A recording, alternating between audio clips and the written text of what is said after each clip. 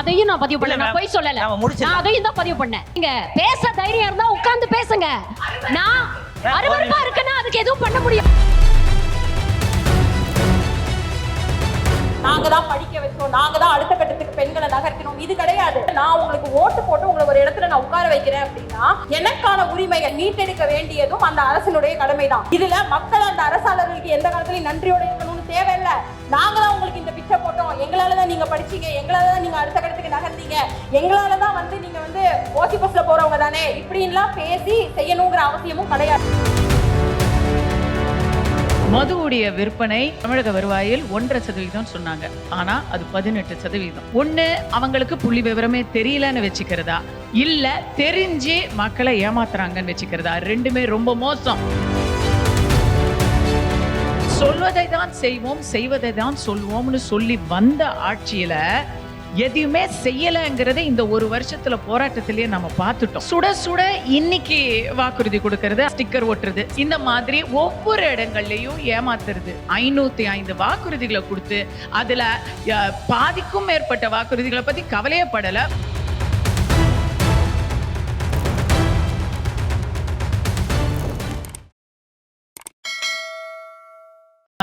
வாக்குறுதியாக இருக்கட்டும், இல்ல புள்ளி விவரமாக இருக்கட்டும், தெரிஞ்சே சில இடங்கள்ல உண்மையை தவிர்க்கிறது திமுகவுடைய ஸ்ட்ராட்டஜியாவே இருக்குது. அந்த வகையில பெண்களுக்கான வாக்குறுதிகள் மட்டும் இல்லாம அனைத்து வாக்குறுதிகளையுமே அவங்க ஒண்ணு பாதி நிறைவேற்றிருக்கிறாங்க, இல்ல நேத்து நிறைவேற்றிருக்கிறாங்க. இவங்க சொன்ன மாதிரி சுட சுட இன்னைக்கு நிறைவேற்றுறாங்க. சொல்வதை தான் செய்வோம், செய்வதை தான் சொல்வோம்னு சொல்லி வந்த ஆட்சியில எதுவுமே செய்யலங்கிறத இந்த ஒரு வருஷத்துல போராட்டத்திலேயே நம்ம பார்த்துட்டோம். செஞ்சிருக்காங்க. நாகரிகம் கிளாஸ் சும்மா இருங்க. இல்ல பரவாயில்லங்க, சொல்லலாம். நீங்க நடுவுல பேசும்போது நாங்க பேசினா தப்பு இல்ல. நான் அவங்க பேசிச்ச ஒரு வார்த்தை கூட பேசல. அதே தான் திரும்பி கொடுக்கப்படும். மேடம் நீங்க பேசுங்க. அததான் நீங்க கண்ணாடியில பார்த்து பேசுங்க. அதுதான் திரும்பி கொடுக்கப்படும். இல்லங்க அப்படிலாம் பேச முடியாதுங்க. எனக்கு குறுக்கிடாம இருந்தா பேசுறேன், இல்லன்னா தேவை இல்லைங்க. இல்ல நீங்க பேசுங்க. அவங்களே பேசட்டும், எனக்கு ஒண்ணும் பிரச்சனை இல்ல. நீங்க பேசுங்க. சுட சுட இன்னைக்கு வாக்குறுதி கொடுக்கறது, அவங்க சொல்ற மாதிரி லேட்டஸ்டா ஸ்டிக்கர் ஒட்டுறது. சர்விக்கல் கேன்சர்னு அவங்க சொன்னாங்க இல்லையா, சர்விக்கல் கேன்சர் சிக்கிம்ல 7 வருஷம் முன்னாடில இருந்து ஆரம்பிச்சிட்டாங்க. அதையும் நான் பதிவு பண்ணேன். நான் போய் சொல்லல. நான் அதையும் தான் பதிவு பண்ணேன். தைரியம் இல்லன்னா எழுந்து ஓடதாங்க செய்வாங்க, தைரியம் இல்லன்னா எழுந்து ஓடத்தான் செய்வீங்க. பேச தைரியம் இருந்தா உட்கார்ந்து பேசுங்க. நான் அருவருப்பா இருக்குன்னா அதுக்கு எதுவும் பண்ண முடியாது. என்ன உங்ககிட்ட கருத்தியல் ரீதியா பேச முடியல, நான் தப்பு இல்ல. நான் இங்க தெளிவா பதிவு பண்ணேன். நிர்மலா சீதாராமன் கொண்டு வந்தாங்க, அத வேற மாநிலங்கள்ல நடைமுறைப்படுத்திருக்காங்க அப்படிங்கறத நான் பதிவு பண்ணேன். நான் போய் சொல்லலங்க, நான் பதிவு பண்ணினேன். நான் பதிவு பண்ணினேன். அதனால அடுத்தவங்க கிட்ட ஸ்டிக்கர் ஒட்டுற வேலை எல்லாம் எங்களுக்கு கிடையாது. இருக்கிறத தான் நாங்க பதிவு பண்றோம்.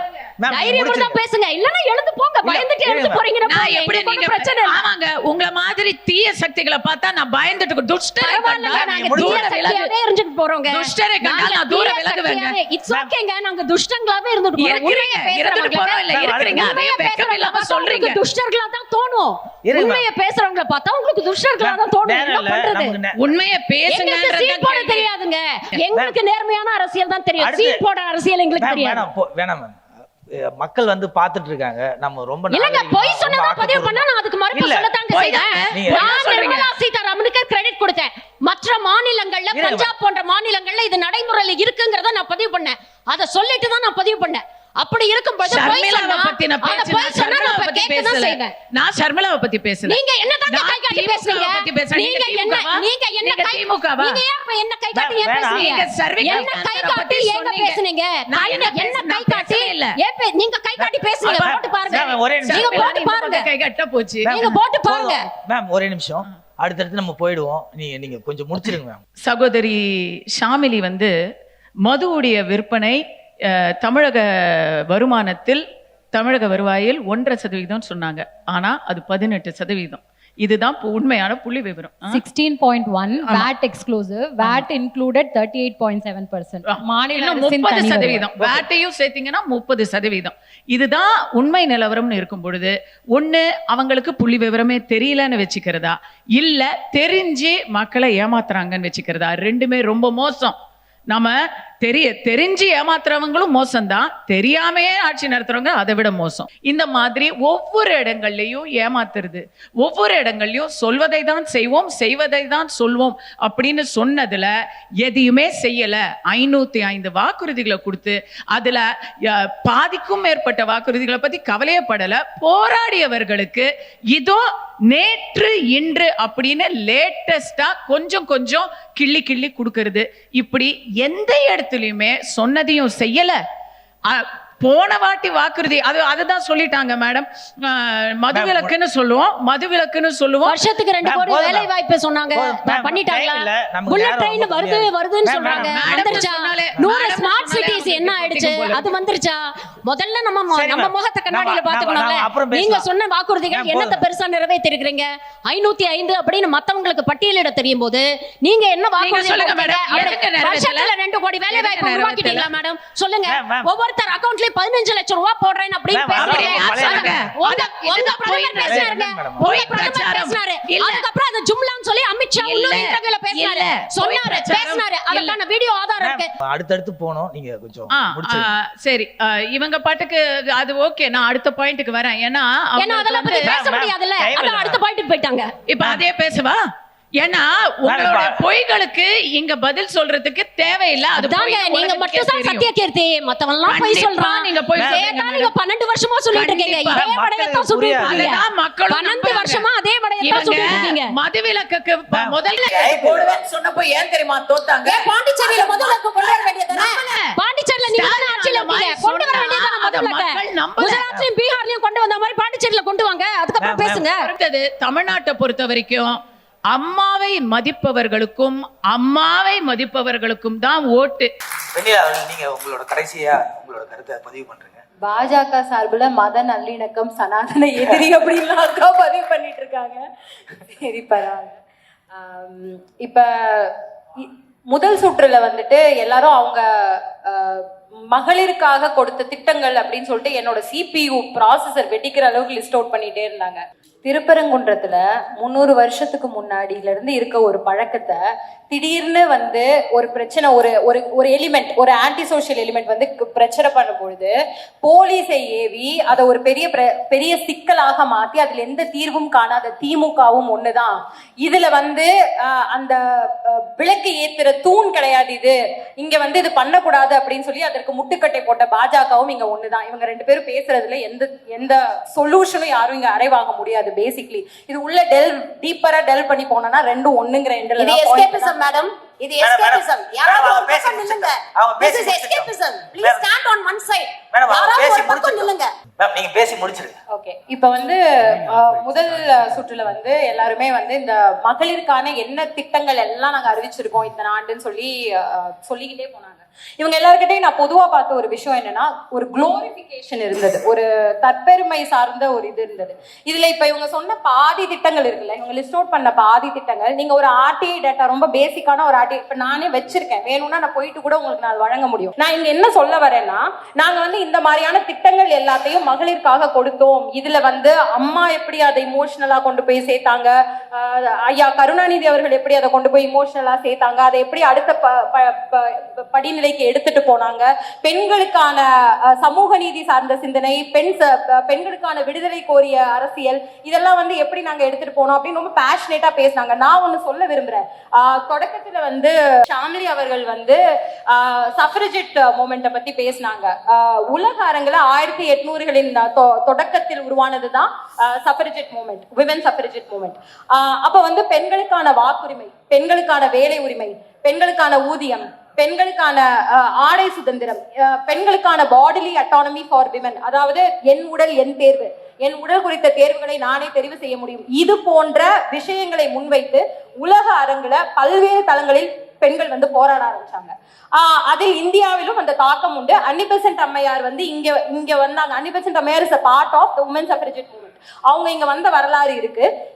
இந்த மண்ணுல பெண்ணியம் பேசின ஆட்களாக இருக்கட்டும், அதாவது பாரதியாரா இருக்கட்டும், அயோத்திதாச பண்டிதரையாவா இருக்கட்டும், ஐயா பெரியார் ஈவேராவா இருக்கட்டும், அம்பேத்கர் அவர்களா இருக்கட்டும், எல்லாருக்கும் அன்னி பெசன்ட் அம்மையாருடைய தாக்கம் இருக்கும். ஏதோ ஒரு இடத்துல அன்னி பெசன்ட் அம்மையாரை பத்தி அவங்க வந்து குறிப்பிடுவாங்க, வேர்ல்ட் சஃப்ரஜெட் மூவ்மெண்ட் பத்தி பேசுவாங்க. ஒரு குளோபலைசேஷன், அர்பனைசேஷன் இதை நோக்கி நகர்ந்து கொண்டிருக்கிற ஒரு வளர்ச்சியை நோக்கி, வளர்ச்சியின் பாதையில போய்கிட்டு இருக்க ஒரு கண்ட்ரி குளோபல் லெவல்ல ஒரு இன்னொரு பாலினம், அதாவது ஆண்களுக்கு நிகரான சமத்துவமான ஒரு பாலினம் தனக்கான உரிமைகளுக்காக போராடிக்கிட்டு இருக்கும் பொழுது, நீங்க ஒரு டெவலப்பிங் கண்ட்ரின்னு மார்த்தட்டி கொண்டிருக்கிற கண்ட்ரி அவங்களுக்கான இந்த உரிமைகளை மீட்டெடுக்க போராட்டங்களை நீங்க பண்ணிதான் ஆகணும். அதை வந்து ஒரு ஆட்சியாளரா, ஒரு அரசா நீங்க வந்து அவங்களுக்கு அதை கொடுத்துதான் ஆகணும். இதுல குளோரிபிகேஷன் ஒண்ணும் இல்ல. அதாவது இவங்களுக்கு இதை தான் கொடுத்தோம், நாங்க தான் படிக்க வச்சோம், நாங்க தான் அடுத்த கட்டத்துக்கு பெண்களை நகர்த்தினோம், இது கிடையாது. உங்களை ஓட்டு போட்டு, அதாவது this is democratic country where people vote, அவங்களுடைய தங்களை யார் ஆள வேண்டும் என்பதற்காக மக்கள் வாக்கு செலுத்துகிற ஒரு கட்டமைப்புக்குள்ள நம்ம இருக்கோம். அந்த இடத்துல நான் உங்களுக்கு ஓட்டு போட்டு உங்களை ஒரு இடத்துல நான் உட்கார வைக்கிறேன் அப்படின்னா, எனக்கான உரிமைகள், அது ஆண்களுக்கான உரிமைகள் மட்டும் இல்ல, பெண்களுக்கான உரிமைகள், பெண்கள் ஆணுக்கு நிகரா அடுத்த படிநிலைக்கு நகரணும் அப்படிங்கிற உரிமைகளை மீட்டெடுக்க வேண்டியதும் அந்த அரசினுடைய கடமைதான். இதுல மக்கள் அந்த அரசாளர்களுக்கு எந்த காலத்திலையும் நன்றியோட இருக்கணும்னு தேவையில்லை. நாங்க தான் உங்களுக்கு இந்த பிச்சை போட்டோம், எங்களாலதான் நீங்க படிச்சீங்க, எங்களாலதான் நீங்க அடுத்த கட்டத்துக்கு நகர்ந்தீங்க, எங்களாலதான் வந்து நீங்க வந்து ஓசி பஸ்ல போறவங்க தானே இப்படின்லாம் பேசி செய்யணுங்கிற அவசியமும் கிடையாது. இத பெண்களுக்கு நான் ஒரு கருத்தா எடுத்து வைக்கிறேன். பெண்களுக்கு இது புரியணும். உங்களுக்கு வந்து ஃப்ரீபீஸ், அதாவது இலவசம்னு சொல்லப்படுறதும், இன்னைக்கு நாளைக்கு நீங்க வந்து ஏதாவது ஒரு உணவு உண்றதுக்கு, இல்ல வந்து உங்களோட மருத்துவ தேவைக்கு, இல்ல ஏதோ ஒரு இமீடியட் ரெக்குவயர்மெண்ட்டுக்கு நீங்க செலவு பண்றதுக்கு ஒரு வெறும் 1000 ரூபாய், ஒரு 2000 ரூபாய், இந்த மாதிரி செலவினங்களுக்கான பணங்களை வாங்கி கொண்டும், இல்ல வந்துட்டு ஏதோ ஒரு திட்டங்கள் வரும்பொழுது அந்த திட்டங்கள்ல இருந்து உங்களை நிலத்திலிருந்து அப்புறப்படுத்துறதுக்காக உங்களுக்கான ஒரு பொருள் பணமாகவோ ஏதோ ஒன்னாவோ உங்களுக்கு கொடுக்கப்படுறதும், உங்களோட ஓட்டு வந்து விற்பனைக்கு இருக்கிறது இந்த இடத்துல. அதுக்கு உங்ககிட்ட காசு கொடுக்குறாங்க. அந்த காசை வாங்கிக்கிட்டு உங்களுக்கான ஆட்சியாளர்களை நீங்கள் தவறான முறையில் தெரிவு செய்வதும், இதுல இருந்து இந்த உளவியல் சிக்கல்ல இருந்து பெண்கள் விடுதலை அடையணும். உளவியல் சிக்கல் இருந்து பெண்கள் விடுதலை அடையணும் அப்படின்னா அவங்க இது எல்லாத்தையும் ஆராய்ந்து ஒரு இப்ப அவங்க ஜெனரேஷனோட அது முடிய போறது கிடையாது இல்லையா? ஒரு 100-200 ஜெனரேஷனுக்கு அவங்களுடைய அடுத்தடுத்த தலைமுறை வந்து வாழணும். அதுக்கு ரொம்ப அத்தியாவசியம் என்ன? உங்களுக்கு வந்து தூய குடிநீரா இருக்கணும், மருத்துவமா இருக்கணும், கல்வியா இருக்கணும், நீங்க இருக்க இடத்துல உங்களுக்கு ஒரு வீடு இருக்கணும், நீங்க நினைச்ச ஒரு சுத்துவட்டார பகுதிக்குள்ள உங்களுக்கு ஒரு வேலை வாய்ப்பு இருக்கணும், நீங்க தலை நிமிர்ந்து நடக்கணும், பாதுகாப்பா இருக்கணும். இதுக்கான செயல்முறைகள் தான். அது ரொம்ப பேசிக், ரொம்ப அடிப்படை. அதாவது இவங்க வந்து கிட்டத்தட்ட ஒரு 80 வருஷமா ஒரு காம்ப்ளிகேட்டட் செட்டப் குள்ள பெண்களை வச்சுக்கிட்டாங்க. உங்க வாழ்க்கை வந்து விளிம்பு நிலைக்கு கீழே இருக்கும். ஆனா இந்த மாதிரி விஷயங்களை அப்பப்ப உங்களுக்கு நாங்க கொடுப்போம். அது வந்து உங்களுக்கு ஒரு சுவாச கற்று பிரெத் ஆஃப் ஃப்ரெஷ் ஏர் மாதிரி உங்களுக்கு இருக்கும். அதை நீங்க பற்றிக்கோங்க. பற்றிக்கிட்டு பாருங்க உங்களுக்கு நாங்க என்னெல்லாம் பண்ணிருக்கோம், பாருங்க உங்களை நாங்க என்ன அடுத்த லெவலுக்கு எடுத்துட்டு போயிட்டோம் பாருங்க, இப்படி சொல்லுவாங்க. இதை புடிச்சுக்கிட்டே ஒரு ரசிக மனப்பான்மை தன்மையோட நீங்க அடுத்தடுத்த கட்டத்துக்கு நகர்ந்து வாங்க அப்படிங்கிற ஒரு இடத்துலதான் வச்சிருக்காங்க. இது ஒரு உளவியல் போராட்டத்துக்குள்ளேயே வச்சிருக்காங்க. ஒரு நிமிஷம், இந்த ரசிக மனப்பான்மை அப்படின்னு சொல்லும் போது நான் சொல்றேன், இன்னைக்கு வந்து ஒரு திரையுலகில இருந்து ஒருத்தர் வந்து ஒரு கட்சி ஆரம்பிக்கிறாருங்கும் பொழுது இத்தனை பேர் அவங்க கிட்ட போய் முண்டி அடிச்சு நிக்கிறாங்க. ஐயோ இது என்ன இப்படி இருக்கு இந்த சமூகம் அப்படின்னு சொல்லி திராவிட ஆட்சியாளர்கள், திராவிட கட்சி தொண்டர்களே பேசுறாங்கல்ல. இது வந்து திடீர்னு இன்னைக்கு உருவானதா? இந்த ரசிக மனப்பான்மை வந்து இந்த மண்ணில இன்னைக்கு திடீர்னு உருவானதா? இவங்க வந்து காலங்காலமா இதுக்கு வந்து இவங்க ஊட்டச்சத்து கொடுக்கலையா? பள்ளி கல்வித்துறையோட நிகழ்வுல வந்து திரைத்துறை சார்ந்தவர்களை கூப்பிட்டு நீங்க மேடையில ஏற்றி பேச வேண்டிய தேவை என்ன? புத்தக வெளியீட்டு நிகழ்வுகள்ல வந்து திரைத்துறை சார்ந்தவர்களை மேடை ஏற்றி நீங்க பேச வேண்டிய தேவை என்ன? உங்களுடைய அனைத்து நிகழ்வுகளையும் ஒரு பிராண்ட் அம்பாசிடரா திரைத்துறை சார்ந்தவர்களை நீங்க முன்னுக்கு நிறுத்த வேண்டிய தேவை என்ன? சரி, குற்றச்சாட்டு இல்லனா நீங்க கடைசியா பேசி குற்றச்சாட்டு இல்லங்க, நான் புரிய வைக்கிறேன். நான் புரிய வைக்கிறேன், பெண்களுக்கு இது புரியணும். இதெல்லாம் நீங்க விளக்கமா பேசினா மட்டும்தான், நீங்க வந்து ஒரு டெக்னிக்கலா சயின்டிபிக்கா பேசினா மட்டும்தான் அவங்களுக்கு புரியும். இமீடியட் தீர்வுகள், அவங்க நிரந்தர தீர்வுகளையும் இமீடியட் தீர்வுகளையும் அவங்க குழப்பிக்கிறாங்க. அப்ப அவங்களுக்கான நிரந்தர தீர்வினை முன்வைக்கக்கூடிய அனைத்து செயற்பாடுகளையும் அவங்க கிட்ட ஒரு ஆட்சி வரைவாகவும் ஒரு செயற்பாட்டு வரைவாகவும், டு பி வெரி பிராங்க், நாம் தமிழர் கட்சியோட ஒரு அடிப்படை அட்மினிஸ்ட்ரேஷனுக்குள்ளேயே நம்ம அதை நடைமுறைப்படுத்தி இருக்கோம். வேட்பாளர்கள், அதாவது ஒரு வேட்பாளர் ஜெயிச்சு வந்தா ஆட்சி அதிகாரம் அவங்க கையில கொடுக்கப்பட போது அந்த இடத்துல பொம்பளை பிள்ளைங்களை முன்னாடி கொண்டு வந்து நிறுத்தி இருக்கோம். அந்த செயற்பாட்டு வரைவுல பெண் சமூக நீதி சார்ந்த பக்கங்களும், குழந்தைகளுக்கான அன்பு சோலை குறித்த பக்கங்களும், வயதானவர்களுக்காக அன்பு தளி குறித்த பக்கங்களும், தூய இலவச குடிநீரா இருக்கட்டும், மருத்துவமா இருக்கட்டும், வேலை வாய்ப்பா இருக்கட்டும், கல்வியா இருக்கட்டும், அதுக்கப்புறம் நீங்க இருக்க இடத்திலேயே நீங்க என்ன படிப்பு இப்ப வரைக்கும் நீங்க என்ன படிச்சிருந்தாலும் உங்களுக்கான வேலை வாய்ப்பு நீங்க ரொம்ப தூரம் டிராவல் பண்ண வேண்டிய தேவையில்லை. நீங்க ப்ரொடியூஸ் பண்ற பொருட்களை நீங்களே வந்து சந்தையில வந்து விற்கலாம். உங்களுக்கான தரகர்கள், இடைத்தரகர்கள் இருக்க மாட்டாங்க. இந்த மாதிரியான பல்வேறுபட்ட அவங்களுடைய நீடித்த நிலைத்த பொருளாதாரத்தோடு அவங்க வந்து தலை நிமிர்ந்த சுயமரியாதையோடு நான் தமிழ்நாட்டு பொண்ணுடா அப்படின்னு நிக்கிற அளவுக்கான ஒரு முழுமுதல் செயற்திட்டம் which can be achieved in less than 50 years.